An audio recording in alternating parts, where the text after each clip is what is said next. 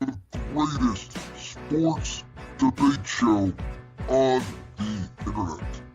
Jalen Carter does not dive for his knee. He grabbed his knee, though, which was a dirty play. That was a football play. You don't get to talk anymore. Football play. You don't get to talk anymore, sir. Championship rings, starring Brandon Lewis. Philadelphia Eagles are Super Bowl champions, and welcome to Championship Rings. And Josh Ungar. Buddy.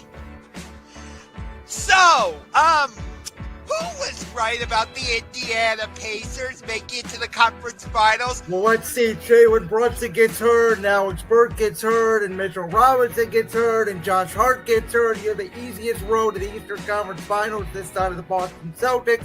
So, were you right, or was it the NBA gods saying, let Josh Ungar be the only person in the world to pick the Indiana Pacers? Nope, I was right from the beginning. Begin now.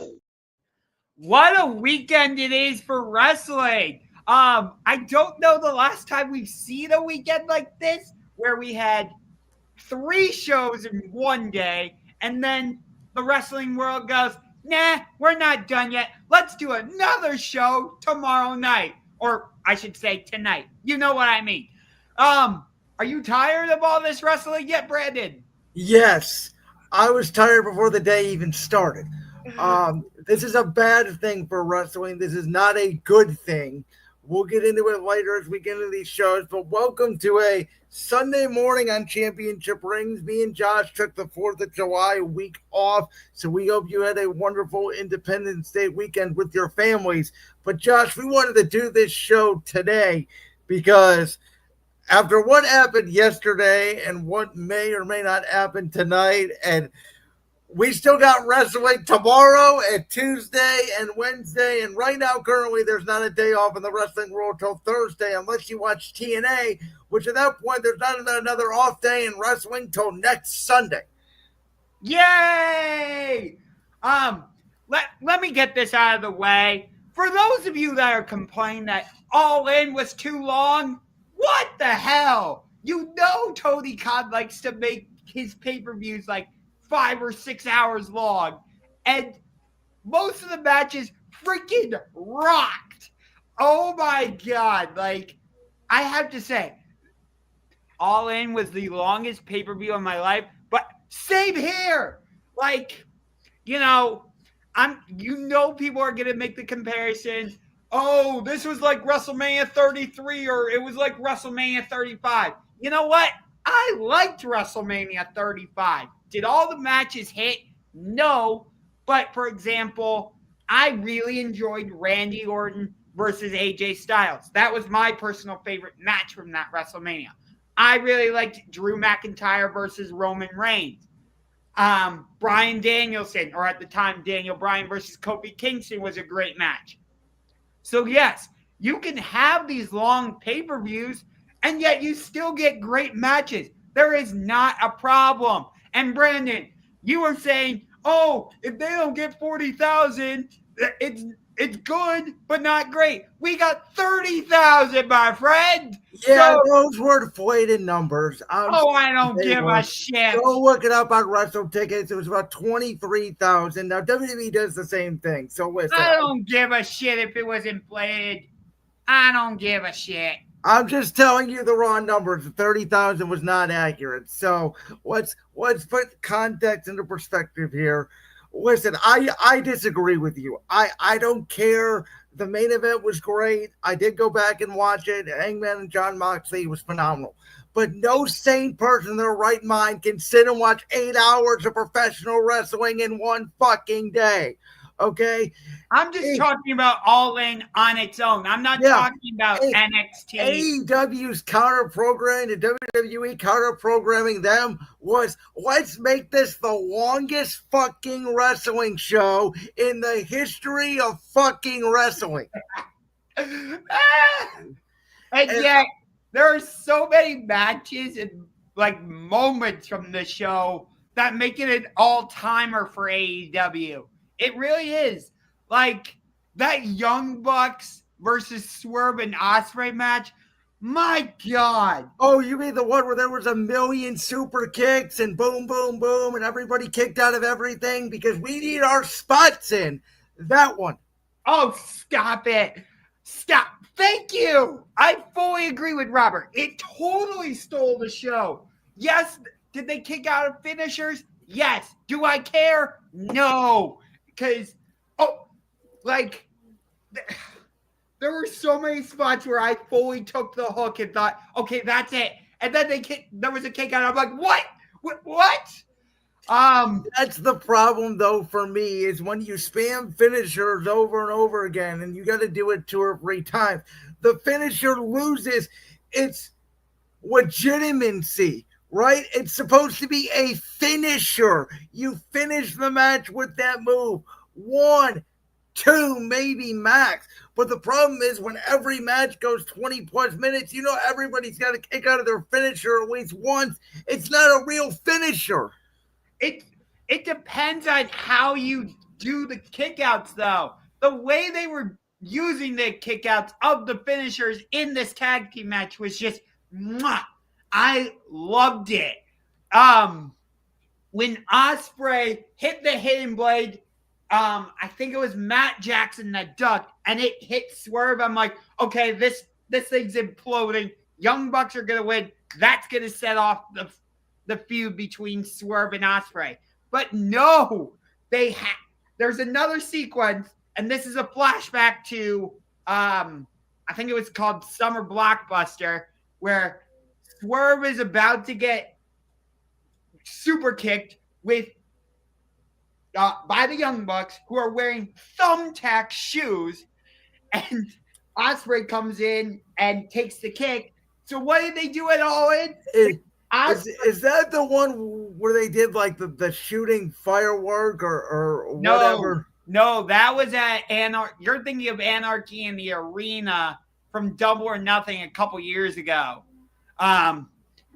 Which AEW, I'm sorry, but if you don't expect AEW to do violent and extreme matches, what are you watching? That's what they are. That is their brand. That is what AEW is.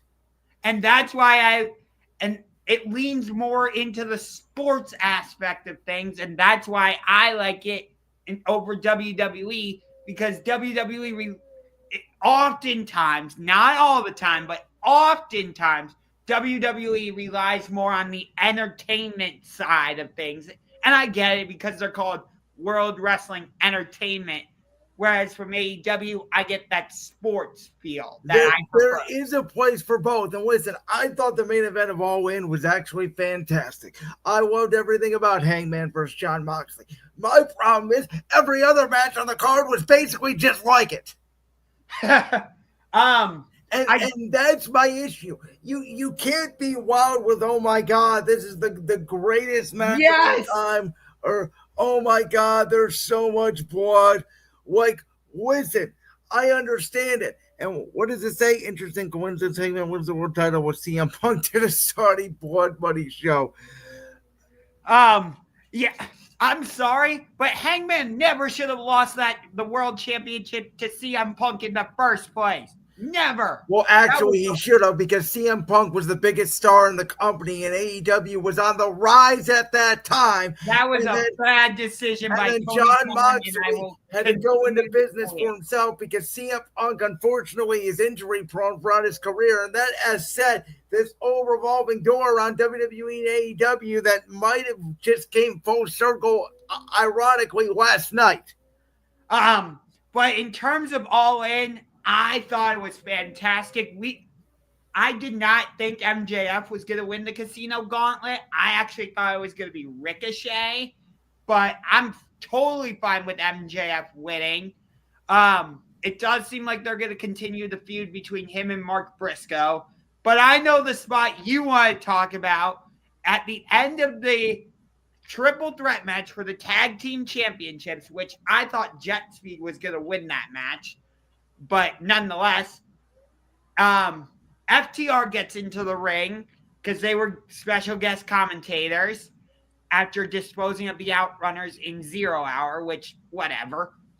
And it looks like they get into the face of Christian Cage, and all of a sudden, as Christian's leaving the ring, Nick Wayne pulls him back in and hits the kill switch just like Christian Cage did to Jack Perry when they started that feud.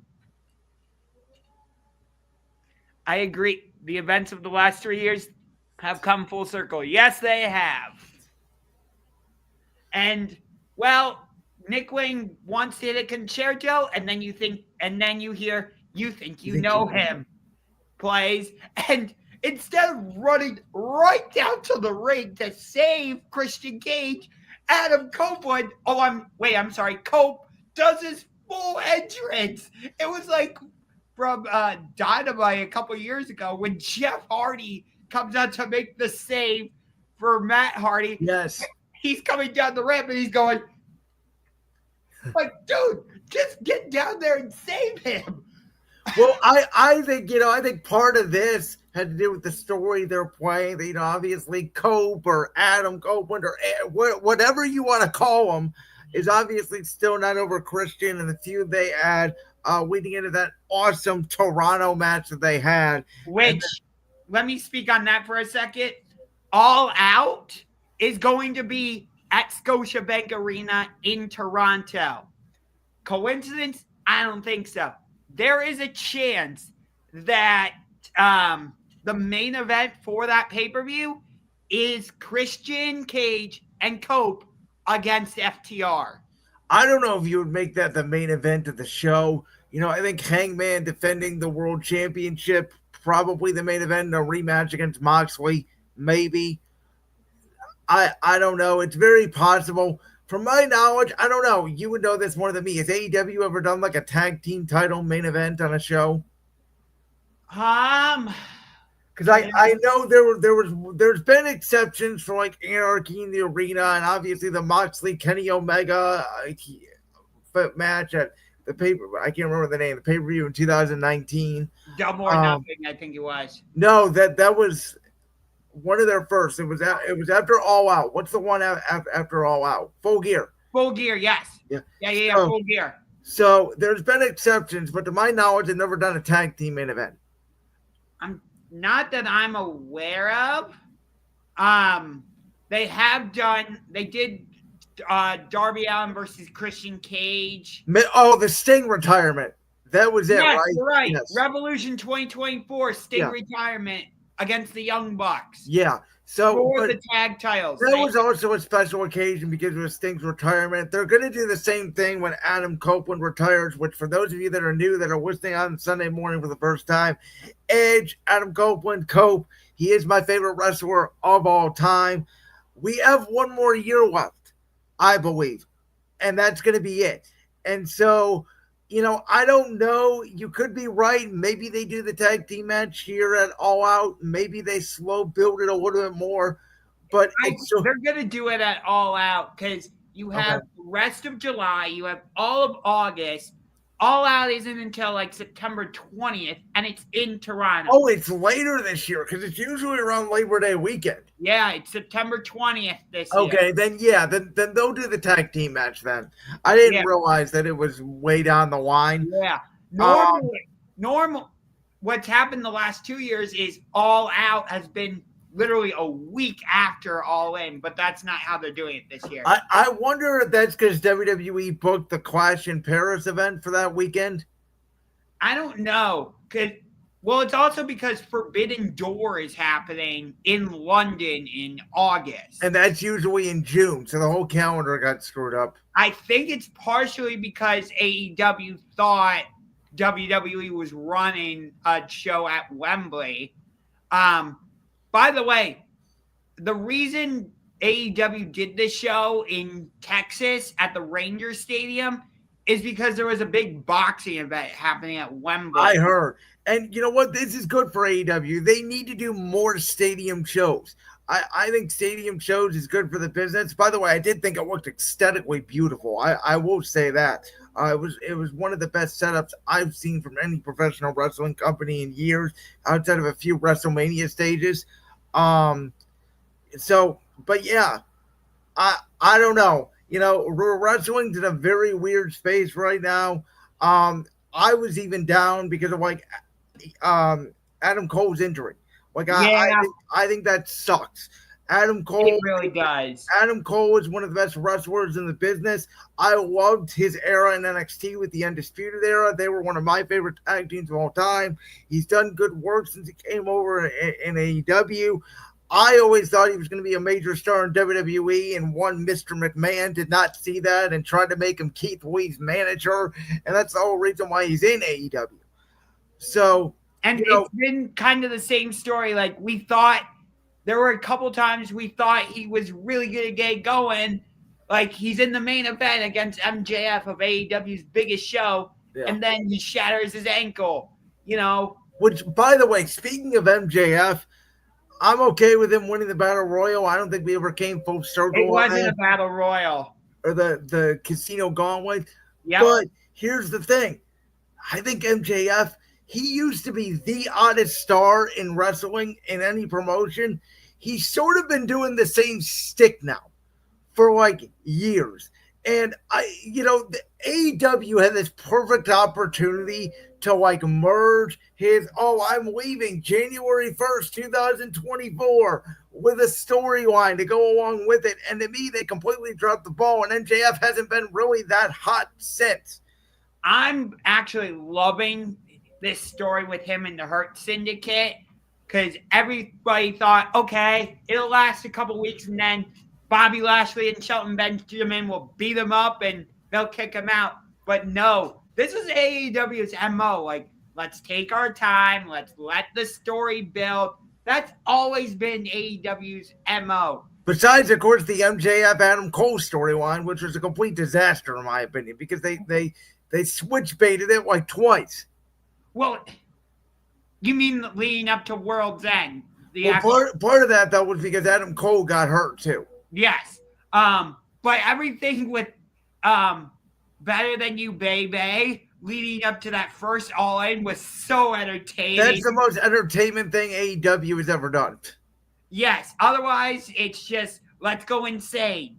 I'm glad they kept the title on Tony Storm, by the way. Yeah.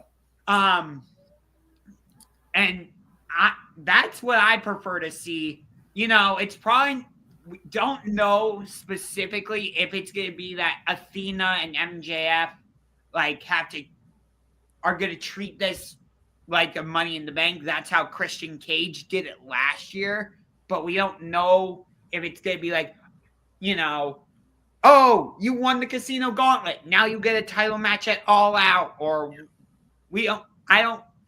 it's changed a lot over the last few times. Which I'm sorry is not good. It should be an annual event that fans should know. It's a title opportunity whenever said wrestler chooses. I would love for a dastardly, dangerous heel MJF to eventually be the one to take the title off of Hangman and have MJF have a real, not necessarily as long as Moxley's, but like not a cheating, just an arrogant heel, dickish world title reign. Because I think MJF needs to belong at the top of the card. I think he may be the best promo in professional wrestling today. I think the man's a star. And right now, I personally don't want the way he's being used. If I had to guess, the lineage of the AEW World Championship is going to go from Hangman to MJF. MJF is going to hold it till All In Wembley next year. And that's where Will Ospreay wins it. Okay. It's because All In is going to be back at Wembley next year in 2026. It makes sense. Give Will Ospreay the title there. I have to say this. MJF was a great world champion, but my favorite AEW world champion to this point is Kenny Omega. Because when he was champion, he just acted like such a moron, but in the best way possible. His character work was fantastic. Like, for example, they completely screwed up the explosion at the end of the exploding barbed wire death match. And yet they turned it into, Kenny Omega wired the bomb wrong. And it was like, okay. I was like, you know what? That works for Kenny Omega's character. But you knew he was gonna have great matches in the ring, even though he was acting like a total goofball. So for me, that's why he's my favorite AEW World Champion. I'd put Swerve and MJF up there. I thought Hangman's first title reign got ended too short, thanks to CM Punk. So it's not fair for me to put him in there. I'd probably go Omega, Swerve, MJF as my top three. So this was, in my opinion, the most successful, the most talked about, the most momentum AEW has had since All Out 2022, since Brawl Out. Let's see how they follow up with this, because that will be the big test. There's all these, talk on the internet right now about, and you have said some of this about AEW is gaining momentum, WWE is losing momentum, which I think coming out of this weekend is the general sentiment. But let's see again how AEW follows this up, because they have not done a good job of following up good momentum in the past. I will be at Dynamite on August 6th at Wolstein Center representing this podcast. So we will see. That is on the road to All Out. It's really funny. The last few times I've gone to Dynamite here in Cleveland, it's been on the road to All Out, except for last year when they did Fright Night here in Cleveland because it was the night before Halloween. And that's when we got Orange Cassidy versus Jon Moxley confirmed for Full Gear. But in terms of that main event, I like that they didn't have the Ops come out. But they're going to do – I love that they had Darby come back and Bryan Danielson. But, of course, the big moment, Swerve coming out with the chain. If you know anything about their rivalry, you know how brutal it was. Three of the greatest matches in AEW history, without a doubt. So for them to show that respect for each other and have Hangman hang Moxley with that chain. And Moxley sold it like death. Yes, which, by the way, that's how Hangman won their first Texas Death Match back at Revolution 2023, was by hanging Moxley in that same way. So I did like that, but there were some spots in this match that I was just like, why? Jay White should return. Yes, I would totally do that. When Juice Robinson came out during the Casino Gauntlet, I'm like, okay, this has got to mean Jay White is coming back. So a little bit surprised he didn't, especially because not only did you get the return of Jay White, the return of Juice Robinson, but you also got the Guns coming back, and it seems like they're going to be doing something with Ricochet and the Gates of Agony, which I'm perfectly fine with. I would like to see that match, actually, Ricochet versus Juice Robinson. Juice looks good without the beard, but I did not realize it was him at first. I got to admit that. But again, some of these spots in the Texas Death Match, let's just stab each other with a fork, okay? Or you want to get flipped into a bed of nails? Sounds good to me. Sure. Yeah, I mean, that's Jon Moxley's brand at this point, too, by the way, is any match he's going to bleed like a stuffed pig, which, again, is my issue, because back in the day, right, we wrestling, it was bloody, everything had blood, and we hadn't seen blood for a long time since AEW came back in.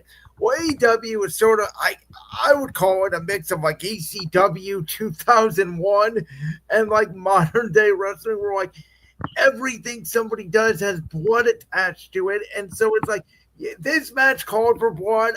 I got it. Now, I don't know about Moxley's whole face being covered with blood. I think he goes over the extreme. And I don't even like him that much as a wrestler per se. I think he's a very good character. I don't think he's a very good wrestler. But I think there is just such an overwhelmingness right now on blood, to be honest with you. It's funny you wrote that, because I just put this comment in. somebody should challenge Jon Moxley to a first blood match. The other person will win every time, almost every time. When's the last time has AEW? I don't believe has ever done a first blood match. And the last first blood match I can think of was John Cena, JBL in One Night Stand 2008. Yeah, if I remember correctly, first blood is the first person to bleed. Loses. Yes. Which Moxley is usually the first person to bleed, so there you go. It might be over in 30 seconds. Yes. But just like AEW, I don't think they wear down the barbed wire. It's real barbed wire that they're using. I don't think it's gimmicked in any way. I mean, it's really hard to gimmick barbed wire. I know WWE has done something in the past, but it's really hard to do. I doubt it, especially knowing it's coming from the man that's using it. Yes. This pay-per-view was great from top to bottom. I don't know if Mercedes Moné versus Toni Storm lived up to being the greatest women's match of all time, but it was definitely a very good match. I'm not surprised Kazuchika Okada won the Unified Championship against Kenny Omega, which, as I understand it, the Continental Championship and the International Championship aren't going away. I don't totally understand that. It's a little confusing, but whatever. Yeah, I don't have much to say about that. I've talked about one of my biggest beefs with AEW, and it's now going into WWE too, and I don't like it. There's too many championships. Yes, I agree with you. Everybody has a championship. Everybody's in a faction. I don't know what this sport's turned into. Are you under? It sounds like you're under arrest over there. Oh, there's an ambulance coming by. Oh no! I hope everyone's okay. Do you have anything else to add on All In? Not really. I know you want to get to Saturday night's main event. Yeah, I'm down on it. The Rollins injury took the whole steam out of it for me. I really hope he's not out for a while, because, then what do you do with Money in the Bank? So here's my thing. I am going to fear for the worst. I actually think he has a torn ACL. I think he's going to be out 6 months. Now, maybe I'm wrong. When I saw it, it was very similar to the Jason Tatum injury, not to change sports. When Tatum went down for the Celtics, I was like, oh, that's an ACL right away. Halliburton went down. I said, oh, that's an Achilles right away. Rollins, when he did the moonsault and then he went to the corner, I knew something was wrong immediately. You could tell the way that LA Knight hit the BFT on him that it was inaudible, and Rollins basically just fell down, let him cover him. LA Knight left the ring immediately, took the whole steam out of the building. I'm surprised that the ref didn't throw. You know how when Liv Morgan suffered her. Yeah, I was waiting for that too, and then I noticed the ref back LA Knight off. And I was okay, something's going on here. Because you could tell LA Knight didn't know what to do. He was trying to stall for time. Right. Because, usually with a serious injury like that, the ref will throw up an X and call off the match. Right? Yeah. Or am I wrong? No, you're completely right. That's protocol. In my opinion, the referee actually missed protocol. And they brought the doctor out, which they sometimes do if it's a work, but you can tell the doctor came over so late. He was like, what the hell is going on here? Yeah. He sort of got up on his own. But to answer your question, I was thinking about this. So there was only really one other time that a Money in the Bank person got injured, and nobody knew he was injured. It was when Mr. Kennedy got hurt, and they wanted to move the briefcase off him, so they went Edge, spear him, win the championship, and then obviously he took the championship from The Undertaker. There's a lot of thought out there from the fans that I'm reading of okay, you just give Braun Breaker the briefcase. I have a different solution. I think if Seth Rollins is going to be out for 6 months, I'm going to go worst case scenario. If he's out for a while, I think number one, you immediately put the World Tag Team titles on Breaker and Reed. You let them run this division. You keep the faction together with Paul Heyman. You let them get under their ropes. You have them be this dominant heel faction on Raw. Eventually, Punk will win the world championship from Gunther, whether it's at SummerSlam or some event down the line. CM Punk will go to the Royal Rumble without an opponent, let's say. If something happens, I don't know. Punk decides the world champion, he's going to enter in the Royal Rumble to pick his opponent at WrestleMania. And all of a sudden, when there's only two people left in the ring, whoever that would be, Seth Rollins would grab his Money in the Bank briefcase, make his return, cash in the Money in the Bank briefcase, throw CM Punk over the top rope, and win the world championship. And then you get back to Rollins and Punk for the world title at WrestleMania 42. I don't know if they'll do all that. I understand what you're saying, though, but it seemed like they were going in the direction of doing something with Punk and Rollins at SummerSlam, though I know Punk and Gunther have had some running. I thought it was going to be Rollins and Reigns, and then Punk and Gunther, and Rollins can still cash in the Money in the Bank briefcase. Okay, but they're obviously going to have to pivot now, depending on the severity, as you talked about. Well, even with that, there is no way he wrestles at SummerSlam. It's only 3 weeks away. I don't see it. I don't know. Like, there was all the rumors going into the week that Roman was going to return at Saturday Night's Main Event. Was he backstage, and did they call that off? Like, we don't know. I feel like, it's kind of like what happened with Evolution, which we'll get to that in a minute, with Liv Morgan's injury, where it seemed like once her injury happened, the whole show was kind of thrown off. It kind of feels like the same thing could happen with SummerSlam, where the show is almost centered around Seth Rollins in a way, and now everything's just going to, I don't want to say spin out of control, but do you kind of get where I'm going? Think about Raw, top heel in both the men's and women's division got hurt. Yeah. And I like how WWE has pivoted with Liv Morgan's injury into everything with Roxanne Perez and Raquel Rodriguez in the Judgment Day. But, Kevin Owens is out with an injury right now. Seth Rollins is probably out with an injury. Liv Morgan is out with an injury, and we mentioned Adam Cole for AEW. Like, 2025 is maybe the weirdest year in wrestling ever. It all started when Jey Uso won the Royal Rumble, and then Cena turned heel, and it seems like WWE hasn't recovered since. Yeah, like it's a very strange year where it's like some things are working really well, and some things are not working at all. Yeah, I did like how they had Jacob Fatu return, but it was after Jimmy Uso had been beaten up, which is. Like, I thought it was strange he delivered the spike and then Fatu came out. Again, I thought the timing was on that. Yeah. I thought Jimmy and Soul had a better match than I expected, I'll be honest with you. But there was no point where I thought, okay, Solo's going to lose the U.S. title. Like, no. There was no jeopardy to it. And it was the same way with Gunther and Goldberg. I'm like, there's no way.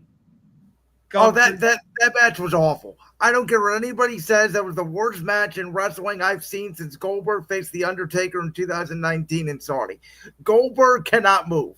I get it. It was his retirement. He wanted to do it in Atlanta. He wanted to put Gunther over. But the whole main event was thrown off. I don't know if they needed to stall for time because Rollins and LA Knight was supposed to go longer. But why do they send that old man out there with a knee injury who can't move to wrestle 15 minutes, and then they cut to commercial at 9:56? They come back for 30 seconds when Goldberg's giving his farewell speech basically off the air. It was, I will say it, it was a early AEW-esque sloppy shop production. It was terrible.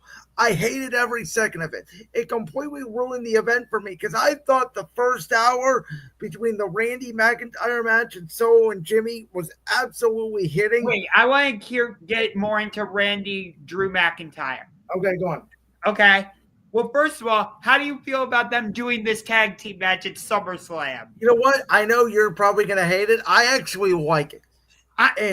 No, this is going to surprise you. I don't hate it. I don't. I do think it would be different if Randy Orton was not Joey Roll's partner and Drew McIntyre was not Logan Paul's partner. Meaning if they just did this as a mid-card feud.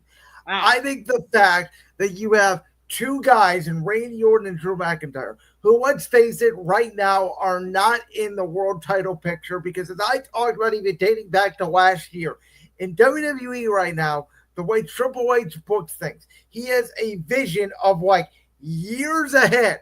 So if you know, for example, that Gunther's going to lose the title at WrestleMania 42 to somebody, well, it doesn't matter because there's so many top guys, but there's so many few spots right now.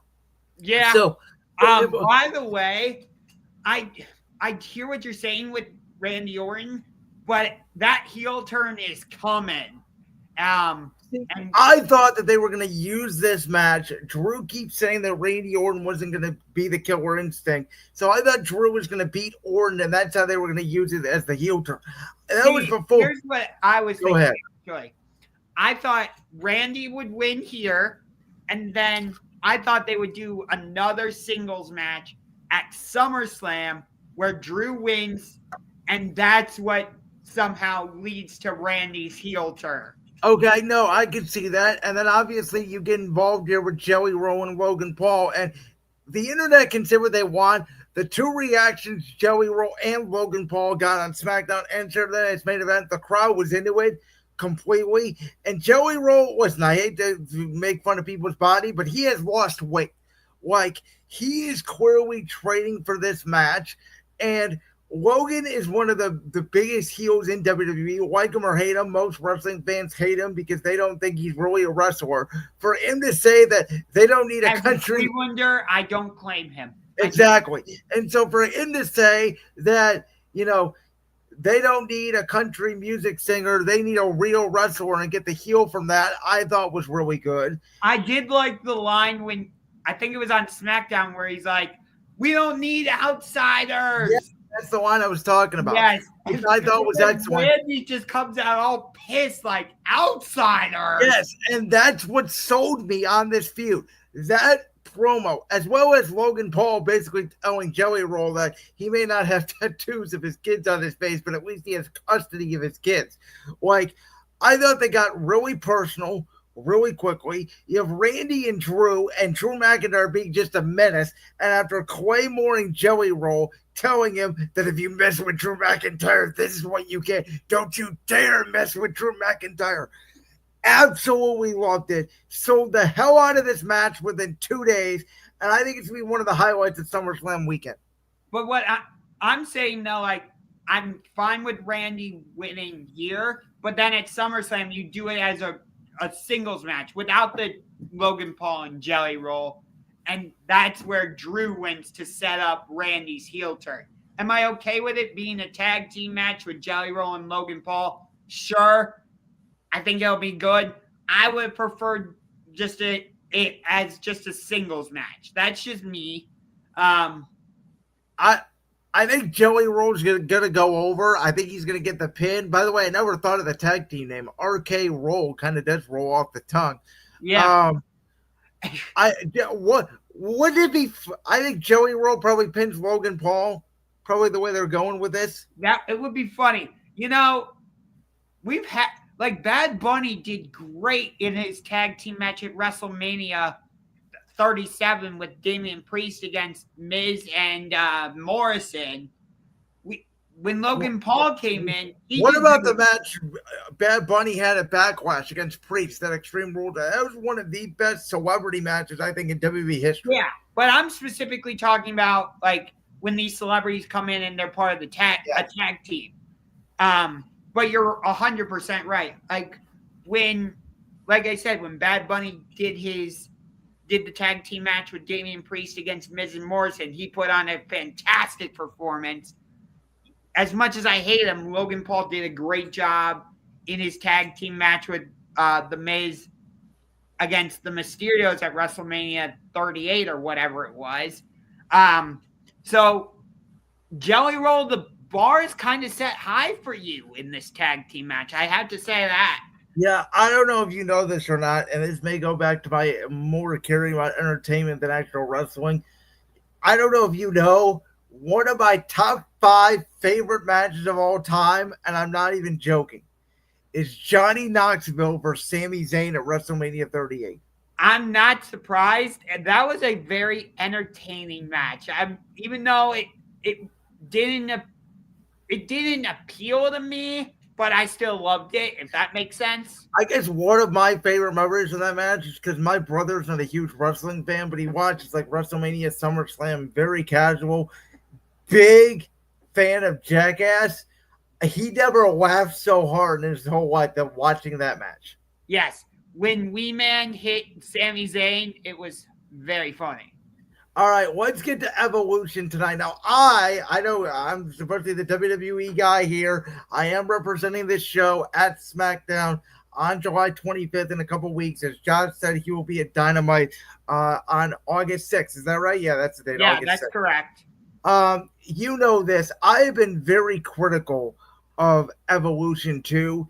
It's not that I don't think an all-women's pay-per-view could sell. I think they're doing the woman wrong. I think it was wrong to do it tonight. I think it was wrong to do it this weekend. I think everything about it. I think the counter-programming AEW, whether it's coming from TKO, whether it's coming from WWE, whether it's coming from a mixture of both, competition is good. You either acknowledge the competition or you don't. It's very strange what's going on right now in WWE when it comes to that. And they're also, but it's not just going against AEW. They just so happen to be going against a Beyonce concert. Oh, really? I didn't know that. Is it in Atlanta as well? I believe the concert's happening right across the street. And not only that, but let's face it, TKO price fans out of this show. Like they may get half a house tonight. They may get 6,000, 5,000. I don't know what the number is going to end up being. But you can't ask for fans to purchase NXT tickets, Saturday Night's Main Event tickets, and Evolution tickets, especially at the ticket price that you set because TKO is money hungry, greedy. Yeah, I just looked it up. Beyonce is playing at Mercedes-Benz Stadium. Oh, wow. In Atlanta tonight. So there's 3 matches on this whole card that interest me. And there's a couple that I will watch. I may not end up watching this whole show, which I know is shocker for me because I'm the WWE guy. But again, I'm not really into this show that much. Can I comment on that super quick? Go ahead. I agree with you. There's a few matches that I'm like, oh, I want to watch that. But most of the matches, like, just feel like, feels like, we have this PLE coming up.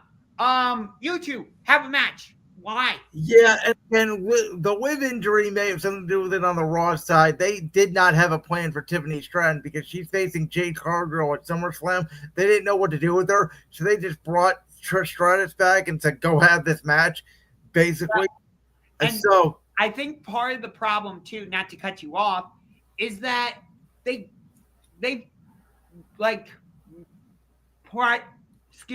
pressed fast forward on the build to this show. Like, you know, Tiffany Stratton and Trish Stratus had a promo battle on Friday, and guess what? The match is already happening. Well, here's the other thing. This show should have been last week as a standalone show if they were going to do it.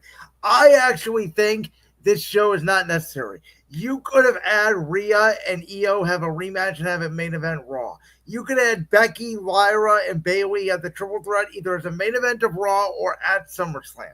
You could have done the tag team fatal 4-way on an episode of Raw or SmackDown. They did not need to have this show. I agree with you. Although the match I'm most interested in is that triple threat match for the Intercontinental. I agree. And I even think it should main event the show, though I understand Rhea Ripley's star power. She's the biggest star on this card. You give her the main event. Her and Io are going to have an interesting match, which I actually think is 50-50 on the result of it. I don't know who's winning that match even right now. Yeah. So but go ahead. I'll let you finish. there's a little intrigue there, but I agree. This is the most hyped match on the card. This will be probably the best match on the card. That match, the Jade Naomi no holds barred match, which I'm only interested now because Bianca Belair is the special guest referee, and then the tag team title match are the only 3 matches I really care about on this card. You know, like I said, it's really interesting because with Raw, the Women's Intercontinental Championship is doing fantastic. Everything with Becky and Lyra has elevated that championship, and it's elevated Lyra, and then inserting Bayley has been great. Yes.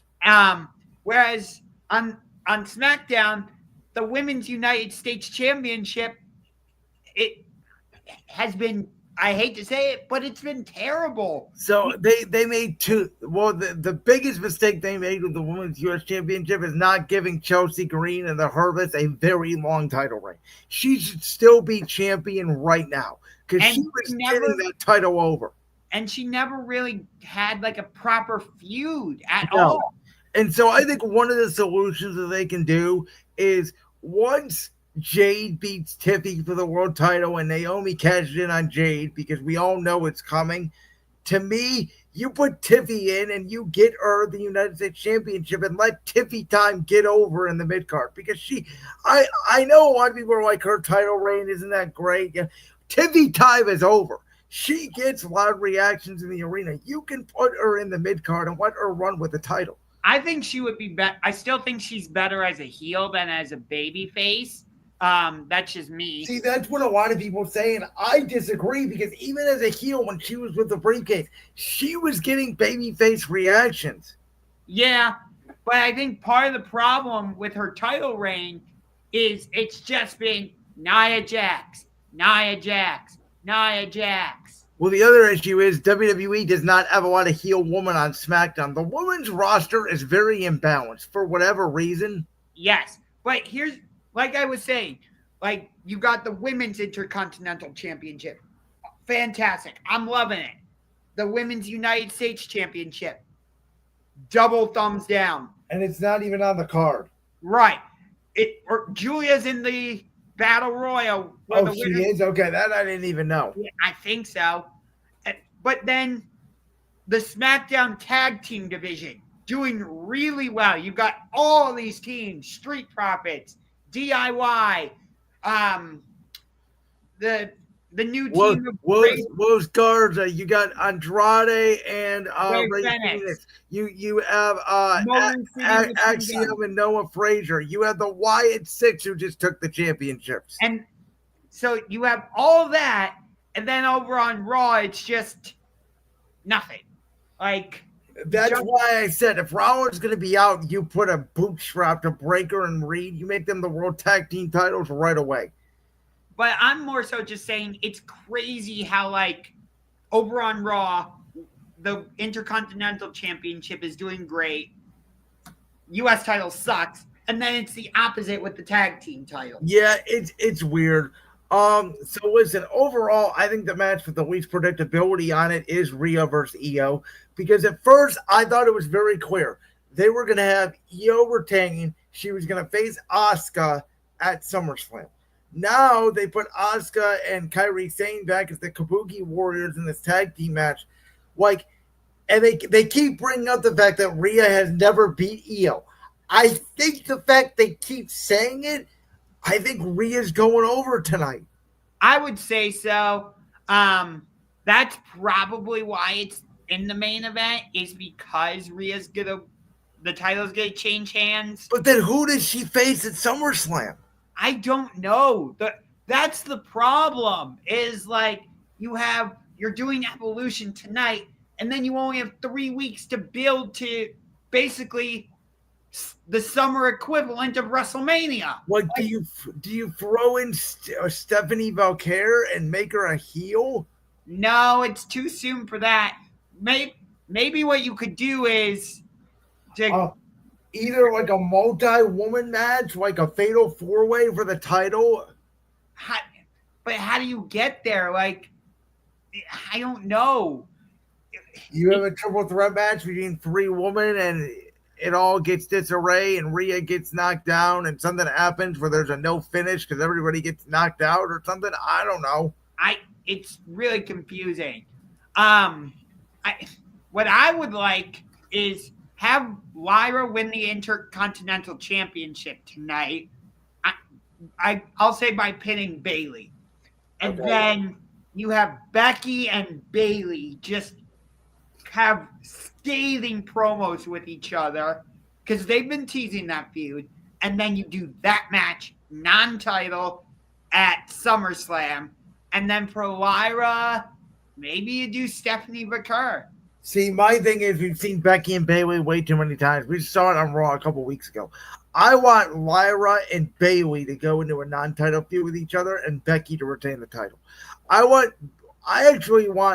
I think Bayley the one to turn heel, sort of, but like Lyra reveal that like she didn't give a shit that Bayley got attacked.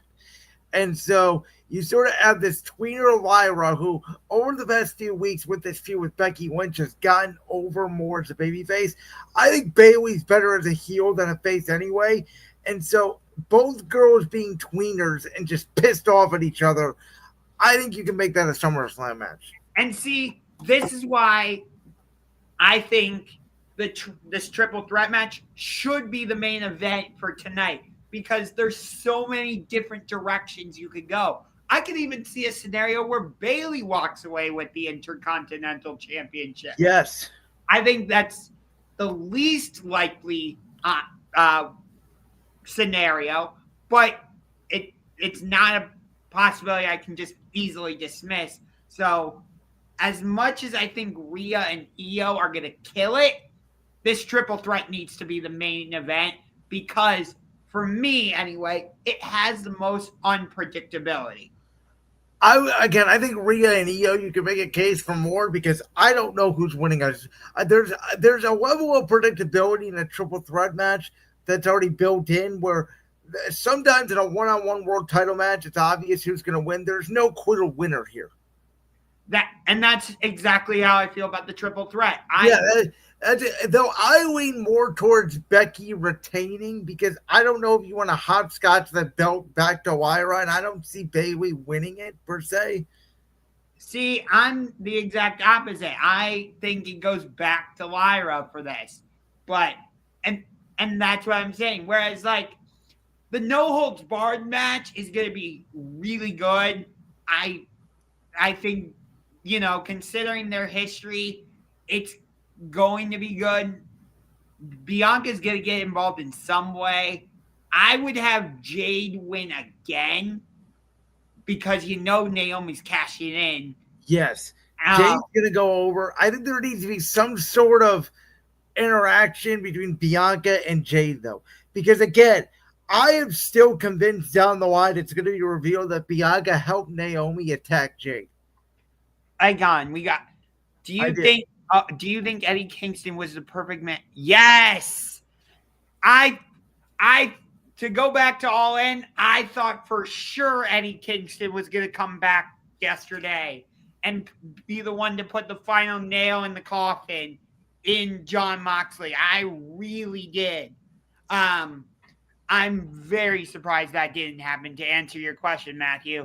And shout out to you, Matthew. Thank you for being new here. We usually broadcast live on Tuesday night, 6 p.m. Eastern. We decided to do a special show today because of all the wrestling, but we'll be back on Tuesday as usual. I am enjoying doing these one-off shows, by the way. They've been a lot of fun. They are a lot of fun. They're a lot of productive, but that's all I got. I do want to get back into Jade Naomi super quick, though. Okay, go ahead. Because, like I said, I'm really enjoying this new Naomi character. And I think, didn't she put out a tweet or something of her with Dynamite at some point during the week? I think. By the way, I think the main event of All In was going on when this happened. But when Bianca came out at Saturday night's main event, did you hear the pop she got? I was like, Jesus. No, I didn't. I'll have to go back and watch it. She got a massive pop. I would love to see her turn heel at some point. I think she would be really good as a heel. Which, like, part of my thinking was like, I think she could win the Battle Royal, and that's how you set up Naomi, Jade, and Bianca for the triple threat of Clash of Paris, because Bianca already has her title opportunity, and then Naomi screws Jade. To me, that triple threat that you're talking about, Bianca, Jade, Naomi, I think there's a scenario you could do that. You could wait to do that until WrestleMania next year. I really do. Draw that all the way out? I could see it. It's already been drawn out a year, though, with the attack. Wait, what? If Toni Storm returns to WWE in the future, I don't know, in 2 years or etc., I want this. Future Mania in SoFi, LA, Blake Monroe. Oh. I forgot she was in WWE and had that horrible feud with Charlotte Flair. Toni Storm has been so good in AEW. She may be the most successful person to go from WWE to AEW. At first, I didn't like this character of her being this, like, 1940s, 1950s actress, whatever. But as she's continued to do it, I've actually started to get really behind it. And it's become very enjoyable. Yeah. I understand what you're saying by having her face Blake Monroe. I'm sorry, I know her as Mariah May. I know she chose the name Blake Monroe, but I know her as Mariah May. So for the sake of this, I'm just gonna call her Mariah May. It would be a nice callback. But WWE has a tendency to do that. Like, Ricky Saints came over to WWE from AEW. And what does he immediately do? He feuds with Ethan Page. That's because they were both in AEW. Like, I think WWE has a tendency to do that. I don't particularly like it. I don't know how you feel about it. I don't watch NXT, so I don't really care about NXT that much until they get up to the main roster. So I don't really have an opinion on that. By the way, from everything I've heard from legitimate wrestling people is the best match of the weekend took place at the NXT Great American Bash with Ricky Starks. Well, he goes by Ricky Saints now. Ricky Saints, yeah. Yeah, which that was a Falls Count Anywhere match. I have not watched it yet. I only got through. I started watching Great American Bash on the treadmill today. That's why I'm wearing a Minnesota Timberwolves shirt, because I just finished working out prior to this. Like, how much? And again, I go back to this to end today's show.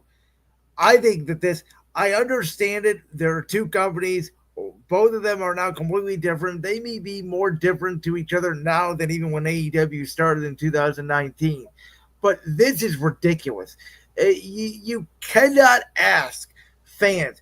WWE is making it impossible for you to even enjoy their own product, let alone people to enjoy AEW and WWE. Yeah. Fans are going to make their choices. I know there's so many different ways we can consume things now. You can have things on your iPad and 2 TVs or whatever. But wrestling, listen, Gunther wants to say for this great sport, and we all want to say it's an actual sport. But deep down in our hearts, we all know it's not.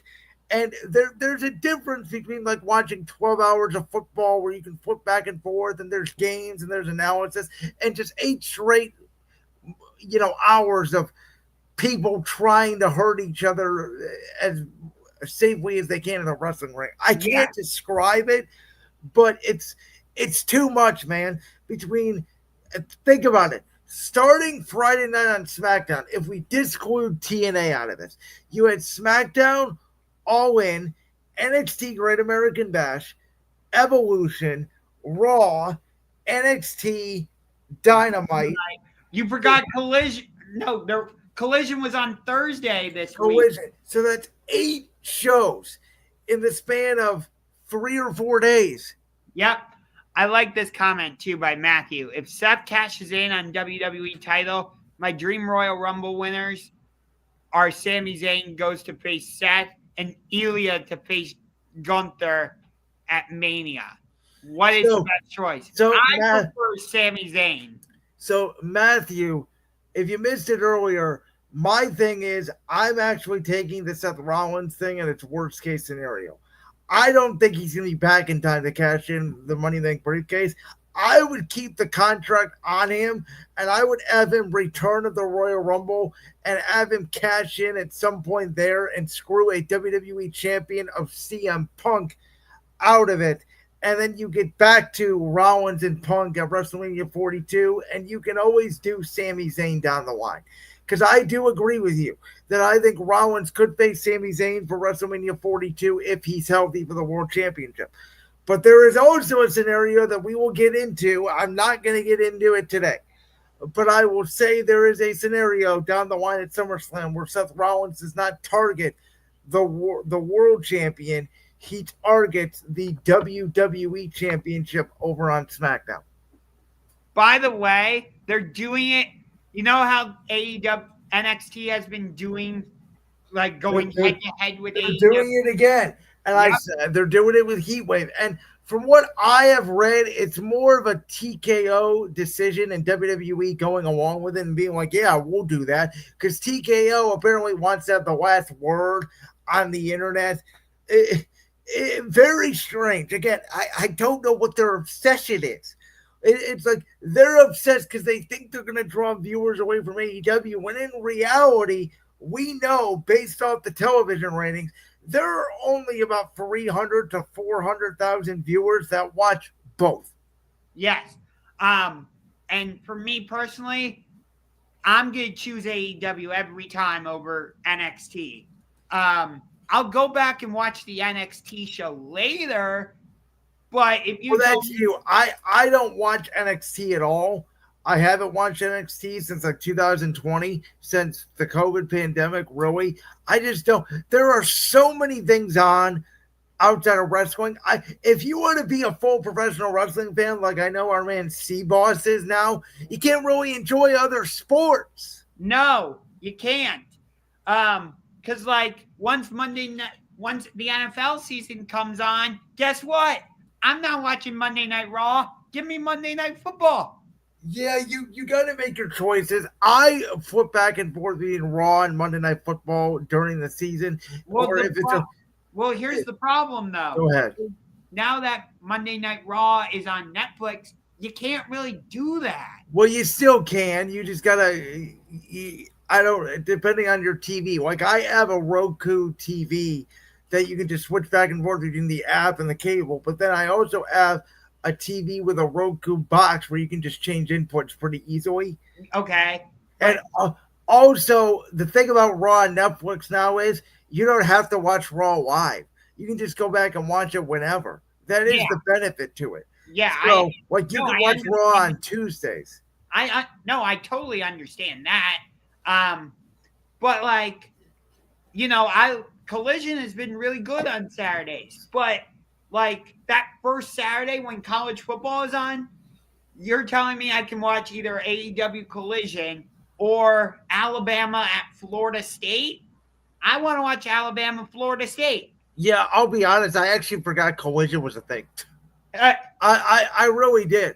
Like because ever since Punk left, it sort of turned into Rampage. It kind of has, but Collision has been pretty good for the most part. I've enjoyed it. Wrestling fans, did you enjoy this conversation? I think this may have been our most productive wrestling conversation we've ever had. Yes, it certainly was. Am I gonna watch Evolution tonight? Yes. Am I like super excited for it? No. Outside of probably Rhea, Io, the Triple Threat, and Jade Naomi. Those are the only 3 matches I can definitively say I'm truly interested Well, in. again, I'll tune in tonight. I also got to watch the episode 2 of Big Brother is tonight, so I'll be watching that as well. And I think the bottom line here, folks, is wrestling has never been more diverse.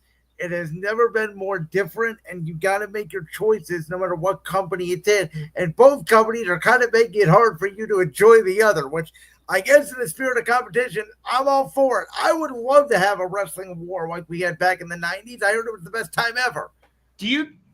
Before we go, I'm going to drop a big question on you. Okay. So this might not be the best time, but do you think there will ever be a time where we get a huge pay-per-view, WWE versus AEW?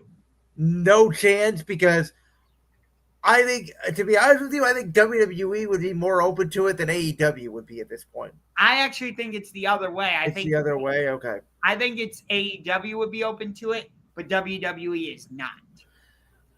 Yeah, I don't know. I mean, you would think the TNA thing would kind of open some doors. I just think there would be too many egos between the two bookers. No one would be able to decide who goes over.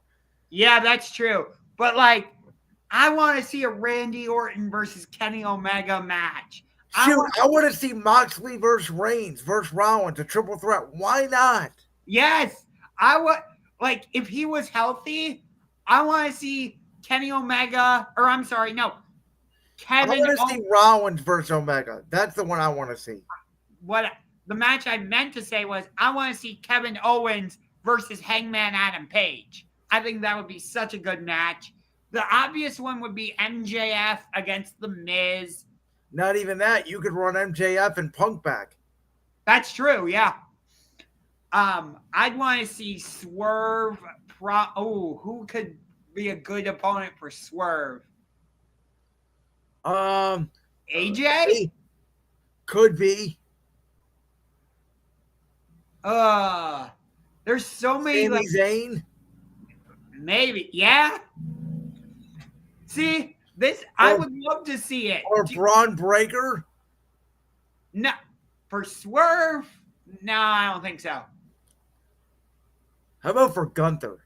Oh God, who's a good opponent for Gunther?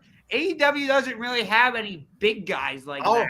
I'll throw you one randomly. How about Edge? How about Cope? That's a first time match we've never seen. Okay. I would have said Claudio maybe. That's fair too, yeah. See, that's the thing. Why not?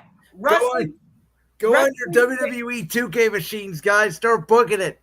Wrestling fans would lose. I'm going to say the internet would melt down. The wrestling internet would be destroyed.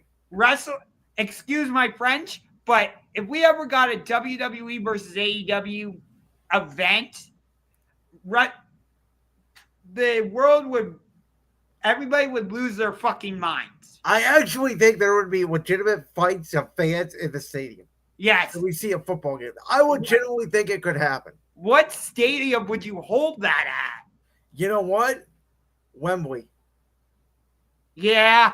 I think if you're going to do it, you do it at Wembley, or you would do it at maybe Allegiant Stadium in Vegas. Both companies now have ties to Vegas. AEW obviously is a big market there. WWE is trying to get a big market there. Plus, that's where UFC holds their big fights. It sounds like WWE is going to move their headquarters there. Did you hear that rumor too? No, but it's not surprising because the TKO wants to make a headquarters WWE and UFC basically in Las Vegas together. That doesn't surprise me. My guess is once UFC is done with ESPN, they'll probably move their stuff over to Netflix. It would not surprise me. No, it wouldn't surprise me either. It's not going to surprise me if WWE goes back to the pay-per-view model, which I will rant on forever. Well, you will not hear the end of me if WWE makes people pay $60 for their POEs again. You will not hear the end of it from me. Wait, how would they do that? Like, are you saying go back to cable? Or what do you mean? They would do what UFC is doing right now with their ESPN Plus model, where you have to subscribe to the streaming service and then pay the extra 60 or whatever it is for the pay-per-view. So WWE would go to ESPN? Or they would do it for Netflix. TKO would find a way. Oh boy. I'm telling you, it's happening because they're going to say, well, why do WWE fans not have to pay for it, but UFC fans do? That's true. And I will not. You will not. It will be. I will do a 2-hour rant on it. I would love it if the UFC came back to Cleveland. I was there for UFC 203 when Stipe defended the UFC heavyweight title for the first time against Alistair Overeem. It was absolutely amazing. Please, Dana White, bring the Octagon back to Cleveland. Like, I don't get it. Were they last year for the one that CM Punk got knocked out at? Yep, he lost against. That was like 2017. 2016, actually. Okay, so it's been almost a decade. Yep. UFC is going to be back in Chicago for the first time in years when they do UFC 319, Drakus Duplessis versus Hamzat Chimaev for the UFC middleweight championship. That's happening next month. UFC's been really good so far. I'm not paying $80 for their pay-per-views, though. Sorry. Phenomenal show, Josh. When we come back on Tuesday, our friend, Voltage Love colleague, the host of the Fits on Sports podcast, Fits on Sports, will be here to help us go over the first half of the MLB season, including the MLB All-Star Game and the Home Run Derby. And then we'll probably get into some more wrestling. So stay tuned. We'll recap what we liked about Evolution and anything else going on in the sports world, which there isn't much going on right now. But stay tuned for that. We'll be back on Tuesday. Thank you for listening to this special edition of Championship Rings. And peace. I salute to you.